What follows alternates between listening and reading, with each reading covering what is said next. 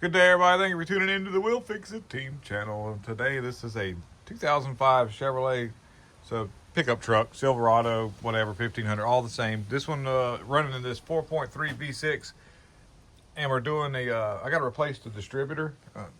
Customer brought me a distributor they wanted installed, and so I said, fair enough.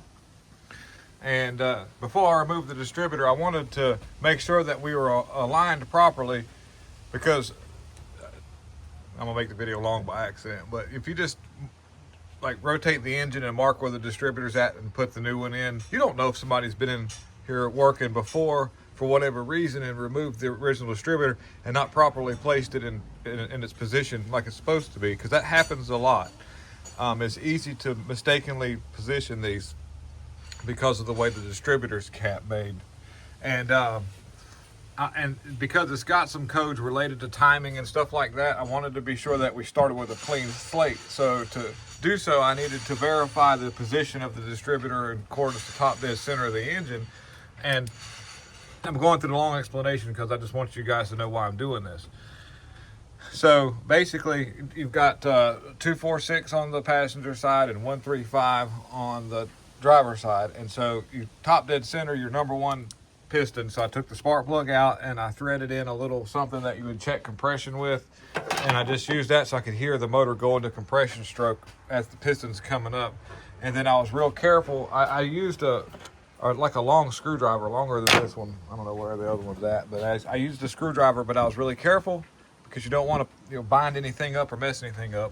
A wooden dowel is your best bet, but I couldn't find my wooden dowel. And I rotated the engine while I was monitoring the position of the piston to ensure that the harmonic balancer hasn't slipped on the rubber.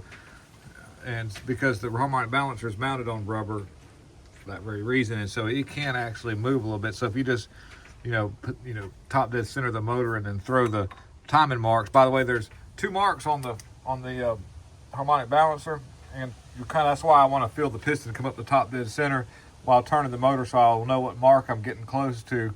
And once I know I'm getting the top dead center, the screwdriver will reach a point where it doesn't move. It'll stay in one place while the engine's at dwell. Your connecting rod is moving and it's at dwell, top dead center.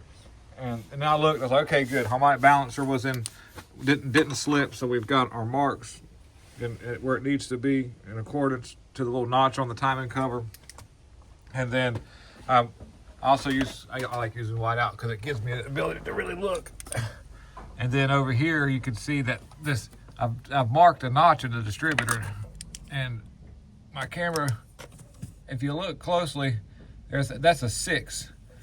And then this same distributor could be used on an 8-cylinder engine, and there's another notch that I can't see because I've got right there, that notch. You see, that says 8. If this was an 8-cylinder engine, you would line up number 1 cylinder and put the rotor button at 8.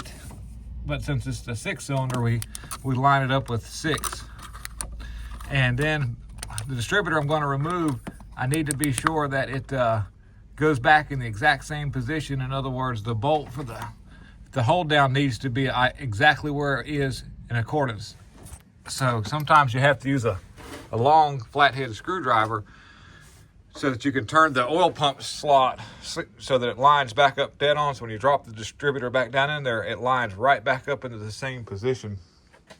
You can see that the way that this thing is made, there's no room to turn that. You're not supposed to turn that. So in other words, when it drops down, it's got to be in the correct place. So like I say, use of a screwdriver is quite handy. I used a T20 Torx to remove the Torx screws that hold the cap down. And basically, if you'll do that, if you'll top dead center the motor, align it either 6 or 8, depending upon if it's a 6 or 8-cylinder engine, dropping the distributor down, making sure that your bolt that holds it down is in the same place and the distributor is not having to be turned any, which you really can't, but it's got to be just dead on. You'll have it aligned properly and you won't have any trouble with it. So if you have any questions, leave it in the comment sections and I'll try my best to go through and review. Have a wonderful day, and we're out.